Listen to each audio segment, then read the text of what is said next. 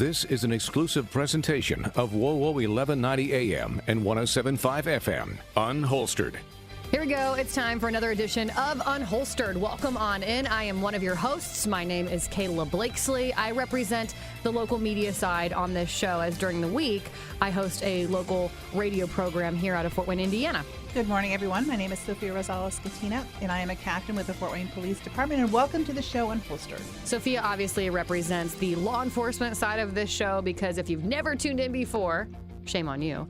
First of all. Second of all, this show is all about sharing and telling the stories that just don't often get told or talked about when it comes to law enforcement, not even just here in Indiana, but across the region, across the country. And I'd say that's exactly what we're doing today, because we are talking about marijuana. Yay, marijuana. I can't wait to talk about pot. And we've got a great guest that we're going to talk about marijuana with in just a moment. Before you bring him up, I do want you to get us all on the same page and lay where Indiana is at in terms of a legal perspective when it comes to marijuana. We've had several changes to the Indiana law over the last few years regarding marijuana. Basically, it's, for all intents and purposes, we call it decriminalized. It takes a significant amount of marijuana to be on a person before they're actually arrested for possession of marijuana. A lot of times it's just a citation and you let them go. I don't even know what a significant amount means, I'll be honest. So when you say that, what does that mean? We're talking like upwards of like 30 grams. Oh, wow. Okay. So it's a lot of marijuana. It's not you're like a bag of weed or a joint. Okay. No one's serving any hard time for that anymore. I don't know that they have in the past. I couldn't tell you case-by-case basis. And a lot of those larger sentences had to do with maybe habitualness of the offender, those kinds of things. But on the first possession charge, people aren't anymore getting a significant amount of time. So we can say, for the most part, decriminalized here in Indiana. Yes. All We right. don't focus a lot of attention on that. Where we do focus, and you'll see those marijuana arrests, we're talking large dealers. Okay. Or they're dealing in things other than marijuana. A lot of times they'll be dealing in fentanyl, they'll be dealing in cocaine, those kinds of things, heroin. Marijuana is just another thing they deal with. So sometimes when you see those busts that happen with arrests for marijuana, that's why. I also want to preface the marijuana conversation with this. This will not be the only episode that we have on this. No. We greatly want to get folks that are pro-legalizing marijuana, folks that are anti-legalizing marijuana, and then someone like Nate that we have today. I'll let you introduce Nate, and I'm anxious to get Nate's perspective on this. So, Sophia, tell us why you brought in Nate. Right. So keeping in mind that we want to have everyone informed as much as possible on the actual realities of legalizing marijuana. It's all great. There are lots of benefits to marijuana, but there's also a lot of things that we need to be careful with when it comes to marijuana as well. And I brought Nate on as our first guest because he is a recovering addict. He has a lot of knowledge in addiction, and I've always heard that marijuana is not addictive. People always lead with that. You can't become addicted to marijuana. And I just wanted to get an addict's point of view. I thought it was really important to have someone who's been in that realm to come in here and share his views and thoughts on that, and maybe some scientific facts, because he does now peer support counseling with some local recovery centers here. And I just want to get his perspective, and I think it's important for our listeners to hear that. So I'll let him introduce himself. Yeah, I'm Nate Mollering. I'm the Executive Vice President at Allendale Treatment and Fort Wayne Recovery. Also one of the co-founders of Bare Knuckle Recovery, which is our web-based platform where we do resource mapping for people and just raise awareness and have a lot of interactions with people who are out there struggling. And I am a person in long-term recovery. I started smoking marijuana when I was probably 15 years old. So I had a lot of experience, and I quit when I was around 24 when I got sober. And a lot of people say marijuana is not addictive. It certainly is. We don't see a lot of people that come in for marijuana, but the numbers are greatly increasing. It used to be you never would go to treatment for marijuana use, but because they've messed with marijuana so much, the marijuana today is very different than the marijuana. Yeah, when I grew up. Well, even when I grew up. I mean, I graduated high school in 2011. It was people growing it in their backyard. Yeah, right. Not genetically modified for specific qualities of marijuana. 100%. And maybe you'd get some from California once in a while, or some from Colorado, because they were one of the first ones to legalize it. The good stuff? Yeah, the good stuff, right? Yeah. Sophia said it. Hey, not that I partook, but I'm just saying. And that stuff was, the percentages of THC in those were much lower than they are today. We're seeing some of the different forms of marijuana. So you still have your traditional bud, right? The stuff that you break down, you smoke, roll it up in a joint, put it in a pipe, whatever it is. But now you've got your edibles, you've got your hand creams, you've got your sublinguals, which is something you put under your tongue. You've got your vape cartridges. So, I mean, there's just so many options out there. And what we're seeing is some of these vape cartridges are 95 to 98% THC. Right. And we have had some cases of overdose from marijuana because of the high dose of THC from the vape carts. And that's primarily, it came across, I think, hit our area a couple years ago. Right. And you could just see, and I think I posted on social media for our police department, I posted some of those carts so parents knew what to look for if they were rummaging around their kids' rooms. Is there scientific data out there, though, that says marijuana is addictive? And let me preface this comment by saying, like, I would argue cell phones are addictive. I don't really know that there's scientific data out there to prove that physically. I've left my phone at home before, and I'm like, I don't even realize how addicted I am until I don't have it with me. And I'm like needing something to do with my hands. I just naturally, in commercial breaks with the show that I host, I'm like, where's my cell phone? That's what I do in commercial breaks. It's how I look at Twitter, Facebook, news. It's just weird to not have it. But I don't know that anyone can really prove that, but psychologically, I am absolutely addicted to my cell phone. Yeah. And I would argue that people are probably addicted to marijuana in that way. 100%. And I also want to say that, when it comes to both sides of the aisle on this, there's people that are pro-legalization, there's people that are anti. There's one side, there's the other, and in the middle, there's usually the truth. There's the facts, right? Yeah. So that's on everything, right? That's where I sit, right in the middle. Well, exactly. So you could make an argument one way or the other. And to say, there's also a lot of competing data out there, right? So one thing we've seen in America recently is this big spike in studies. And in a lot of studies, you have to read the fine print. It'd say, well, marijuana is not addictive, but this study shows it. But then in the fine print, it'll have an asterisk that'll say, but contestants only smoke marijuana for 2 weeks. We didn't test them over a lifetime. But there is evidence to show that marijuana is addictive. There is statistical evidence, there's scientific evidence, but also I have a ton of anecdotal evidence that I could talk about where I see people who are not necessarily physically addicted, although we are starting to see some people who have physical withdrawal symptoms now when they quit smoking marijuana because of the strength of the marijuana now and how much... It's so different. Yeah, and we've decided to mess with it like we do everything, right? Right. Competition is a good thing, right? Like capitalism, competition. Sometimes there's a bad side to it, though. We can all agree on that, right? So there's this huge competition. I have to make the strongest weed.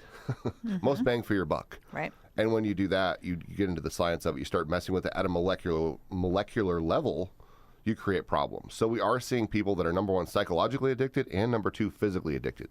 Now, what percentage of the population that smoke marijuana does that happen in? I don't know. I don't have that figure. I don't think we know what that figure is. Even when they do studies, that's most of the time I think it's impossible to have that figure. It Yeah, is. I mean, unless you pulled the entire country. Correct. Right. Which even then you would get mixed results.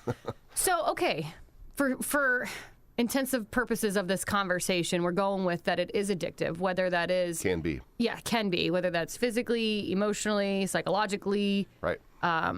Then let me ask you this, Nate. As a recovering addict, you just said it, you started smoking marijuana when you were 15. From your own experience, you do hear people say, a lot of people who are anti-legalizing marijuana, oh, it's a gateway drug, it leads from one to the next to the next. Did that happen to you? My first drug wasn't marijuana, but it can be a gateway drug. Honestly, I'll say any drug can be a gateway drug. Yeah. I mean, anything. So what do drugs do? Drugs affect the part of our brain where we produce dopamine, which is a feel-good chemical. It's a pleasure chemical, right? So marijuana produces big spikes in dopamine, just like drinking alcohol, just like having sex or gambling. So anytime you do that and you do it repeatedly, you increase the likelihood of having some kind of psychological dependency on it. So it certainly is a gateway drug, especially if you start using before a certain age, right? Like if adolescents, the more they smoke marijuana as an adolescent, the more likely they are to struggle with substance use disorder. We know that to be a fact. When we talk about all these things, we're talking about, people and all that kind of stuff. But it was interesting, kind of timely too, and I want to bring this up, and this is probably something we can talk about in the future, is the environmental damage that marijuana grows cause and the criminal side of it, because it's just not the legal grow ops that are happening. It's illegal cartel. The cartel is in these areas because they're outpacing the legal grows. And what happens is ecologically, they devastate communities where they're at. A lot of Oregon, a lot of California, they're use pesticides, toxic pesticides, banned pesticides. They pull water out of wells that aren't theirs, drying up neighbors' farms, all that kind of stuff. It's just devastating to the communities. And the LA Times just wrote a really nice article. They went in and they found a lot of information, and they had a really nice article on the devastation that brings and the criminality to it. Because everybody thinks that, oh, well, if we make it legal, the crime will stop. The black market will stop. It won't stop. They're just going to grow more to push these legal grow ops out. That's all it does. It creates higher competition. And these grow ops are grown by people that are kidnapped, they're forced labor, that you're killed if you don't produce, if you steal, if you try to run away. It's an entire criminal organization right here in our nation. That no one talks about. That no one talks about. And they're devastating police departments around those areas because there's not enough resources to do anything. And they can't get federal help in, and it's just devastating all the way around. So I think we have to be really careful, not only when we're talking about, the physical side of it, the person side of it, but we also have to talk about the business side of it. Yeah, I didn't even think about it really from that perspective, or the environmental side of it, to take that into consideration. Let me ask you this then. So I think we've obviously, and I think it's easy to point out the cons of marijuana, but are there pros to it? Are there any good sides to it? I think there are. I think studies have shown, too, that it really helps. It helps with anxiety, helps with sleep. It helps with a lot of things going on, pain, chronic pain. And I think there are some good benefits to it, but do they outweigh the bad benefits, and where do we stand? I mean, how do we regulate that? Because, I've known people that go into their doctors like, yeah, I can't sleep. Well, they're prescribing them medical What do you marijuana. think of that, Nate? What do you think of people being prescribed marijuana in some states for certain medical ailments? Well, I agree with Sophia just said. We are prescription happy in this country. Yes. Yeah. So that's how I got started on drugs. Was I was given Adderall as a kid by a doctor who said that I had ADHD. I did not have ADHD. I was just a kid that didn't like school, like most kids, Right. and had trouble focusing and was a class clown. And I struggled with depression as a youth and social anxiety and things like that. So, can we prescribe it as an alternative? The answer absolutely is yes. And when you look at the harm of things that have been prescribed in the past, like the opioids, right? The opioid epidemic. That's been far more devastating. Yes. So we have a lot of things like SSRIs, which we know a lot of people, not to get too crazy, but I know a lot of people that are mass shooters have SSRIs in their systems, right? Yeah. So we know that it can help with depression and homicidal or suicidal thoughts, but it can also take you the other way and make you worse. Yeah. I've never known anybody to smoke a joint of marijuana and go shoot anybody. If anything, it mellows you out. Probably a little too much, honestly. But I definitely think on the medical side of things, there is an argument to be had that it's something we need to look at. And I also like to say, not to flip to the bad side again, but there needs to be guidelines and studies on what a medical dose is. So like a medical dose of Vicodin should not have you so high you can't get off the couch, right? We would agree with that. Right. Same thing with the medical dose of marijuana. Most people say, well, I smoke marijuana for my anxiety.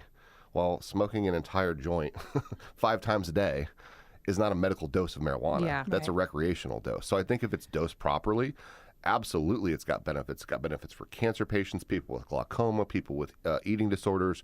It can also help with menstrual cramps, things like that. It can certainly be super beneficial. I think we need to take a look at it and really explore how people could benefit from it. Absolutely. So with where it's at right now, do you think it's under-regulated? I feel like a lot of people would say it's over-regulated, but from what I feel like I'm hearing both of you might say. I think it's over-regulated on a business side.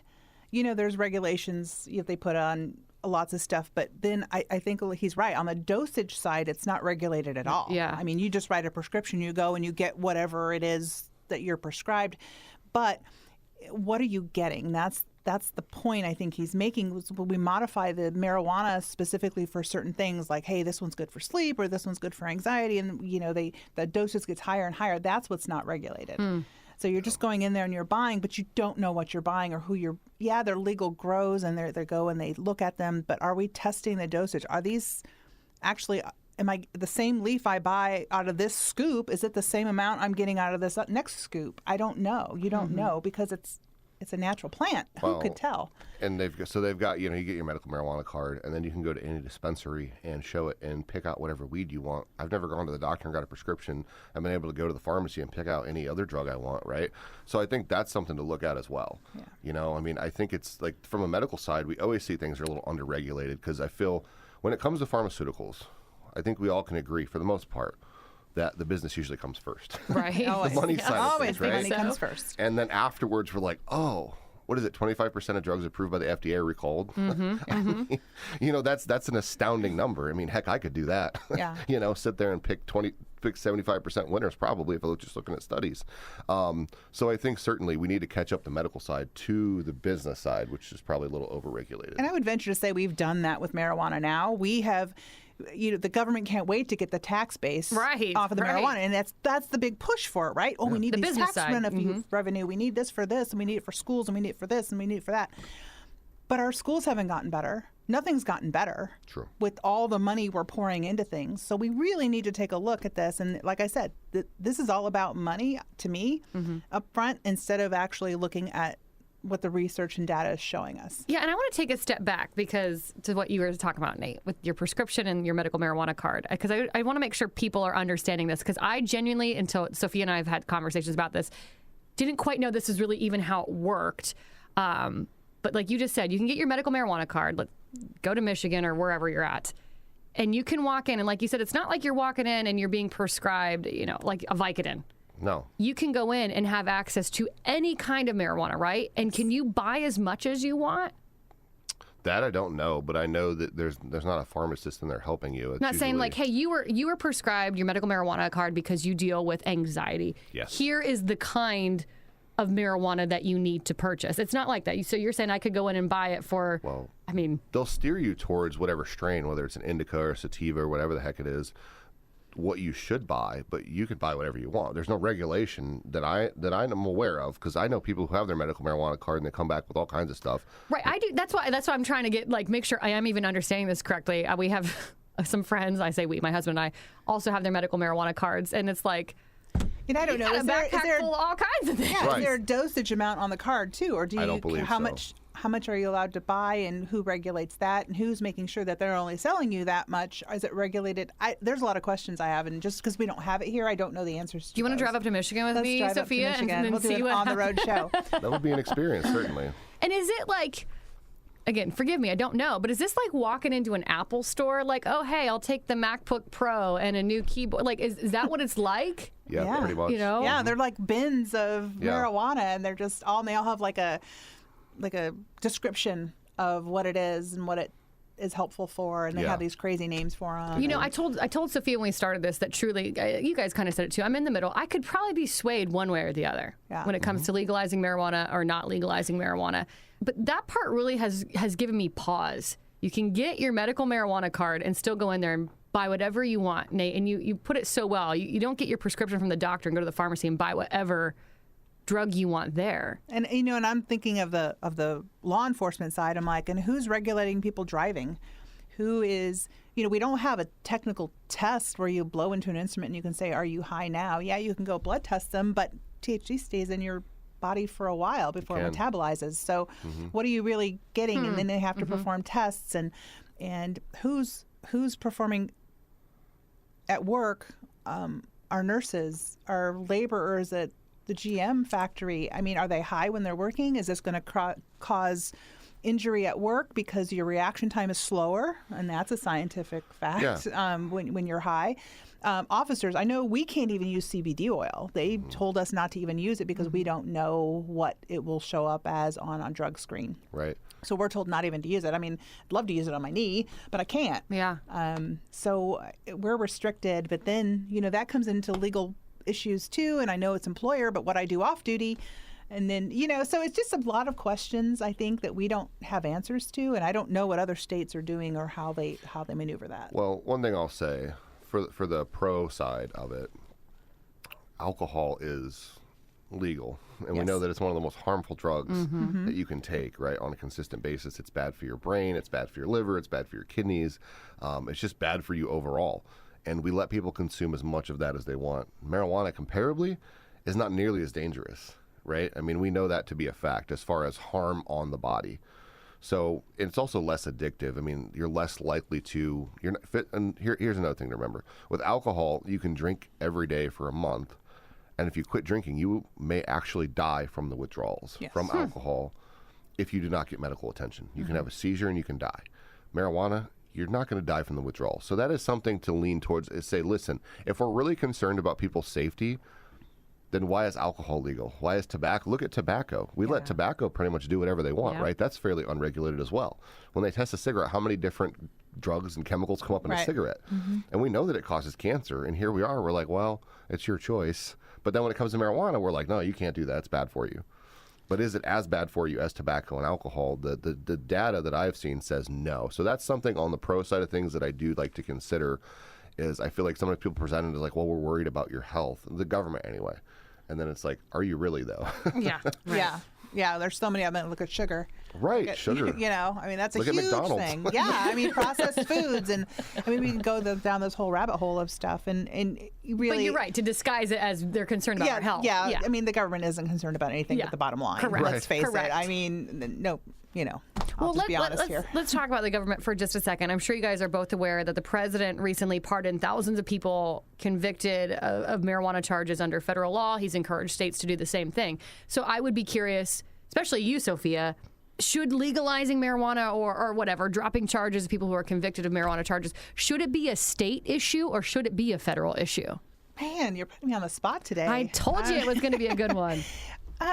You know, I think I like the way it is now. I think we need to get in line because still the states that have legalized it, there's still federal side to it, right? So people could technically still be arrested on that federal side. And I think that maybe having that might be good because then you can attack those illegal grow operations with federal charges and not state charges, because the federal charge goes in and you serve like 80% of your time. It's not like state where you may serve 50%. Right.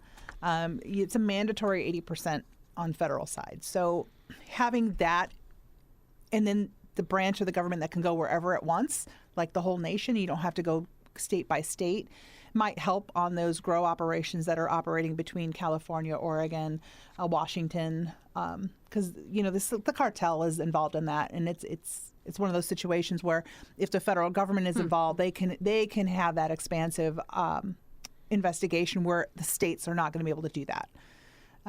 So having, I think, laws on both sides may be helpful in that regard, but at the same time they can conflict. Yeah. And what do you do get confusing. about that? Yes. Yeah. What about you, Nate? I think anytime you have a sweeping reform or something sweeping like that President Biden did, it's hard to really justify it one way or the other, because when you could look at each person's charges and why they had them. You know, as we talked about before the show started, you don't know what their criminal history was to begin with. You don't know if they had violent history in the past, right? So just to pardon people that have marijuana charges, I think in general is kind of a mistake. I think you need to take it a case by case basis. It is a pretty broad stroke of a brush, that's for sure. You know, and I'm not saying people necessarily should be locked up for marijuana. That's not what I'm saying. I'm just saying we need to understand why they're there in the first place. Is it just marijuana? If it's just marijuana, I don't really have that big of a problem with it. But I don't know who checks that, right? I mean, I don't think President Biden went through each of their files and looked. I would say he probably did not. But as far as the state and the federal thing goes, I think there's a happy medium to be had. I think you can have federal law that is against trafficking and distribution at a high level, but you could also get rid of the possession charges. You could probably take it off as a Schedule 1, first of all, because Schedule 1 is very severe. Yeah. I mean, Schedule 1 is like your heroin, your methamphetamine. I mean, stuff that is really dangerous that they will say has no medical purpose to it, so you can't use it for a medical reason. And that's part of the reason we've struggled to get marijuana studies, is because it was a Schedule 1 drug. And that's actually how we got the synthetic version spice, right? K2, all that stuff is because these scientists and these professors had to make their own version of it, so they synthesized it. So that in and of itself caused a lot of the issues with some of the synthetics out there. So I think the states should decide ultimately personal use, but I think the federal government could still be involved at a higher level of the trafficking and distribution, so we can go after people like the cartel, because maybe we can't get them on fentanyl charges, but maybe we can get them on the grow operation charges, which I think is still very important. Yeah. And I'll say this too, and because I know we're going to head this way eventually in this conversation, but as Nate said, we're overly prescribed in this nation. Oh, we take a pill when our for everything. Pinky nail My hurts. pinky hurts, yeah. You know, and I'm like, I just had this battle with my mom. She has a shoulder issue. And I'm like, Mom, I said, you're 82 years old. You're going to have pain. This is just part of life. And I think you're going to have to just tolerate a little bit. And I don't want you to be in so much pain you can't move, but you're going to have to tolerate a little bit of pain. I tolerate pain every day, you know? And I think we have to get to the underlying issue of why we're even turning to marijuana, Amen. why we're turning to fentanyl, why we're turning to Adderall, Percocet, whatever it is. There's an underlying issue we're having in this nation and across the world that we're turning to these pills instead of dealing with the issues that we have at hand. And I think personally, every ounce of dollar that comes from legalizing marijuana should go to addiction and mental health facilities to get the ball rolling on why we're even turning to these things, because there's an issue here and we're not facing it. And if we do not face it, we are going to pay for this in the next few years. Really quick, you just said it, legalizing marijuana, and I say really quick because we've only got like 60 seconds. But Nate, I'm putting you on the spot, man. When it comes to legalizing marijuana across the country, yay or nay? That's tough. Because to me, it's not a black and white issue. Right. And What's you know good what? for Indiana might not be good for California. What's good for California may not be good for Ohio, right? And most issues are not black and white. That is No. something we do in this country. We like to put them all in little boxes and keep them tidy, on the right or the left. And I get it. I agree that it could be. Yeah, and for me, it is gray. Yeah, and for me right now, I don't think there's enough information that we have not to have enough studies over the long period of time to see what this is going to have, the effects it's going to have, especially Agreed. with the modified marijuana. I think there has to be more research done before I can get on board with Before you can check that anything. box of, Yeah, where yes, I legalize. can give this a Yeah. pass. I think there's just more information that needs to be had. Well, we're going to try to get more of that information right here on Unholstered. This is just the tip of the iceberg of having this conversation. We're calling it Let's Talk Marijuana, and we're going to keep talking about it. There's just so much to still unpack and dive into. Nate, as always, we've had you on before. I just so love how open and honest and direct you are. If you've ever missed the episode with Nate Mullering on, go back and listen to it on the Unholstered podcast. It's worth listening to actually really hear his full story. This is your town, your team, your topics. This is Unholstered. Thanks for listening to Unholstered. Be sure to subscribe to us on Spotify, Apple, or wherever you listen. And remember, you can listen every Saturday morning at 10:30 on WOWO 1190 and 107.5 FM.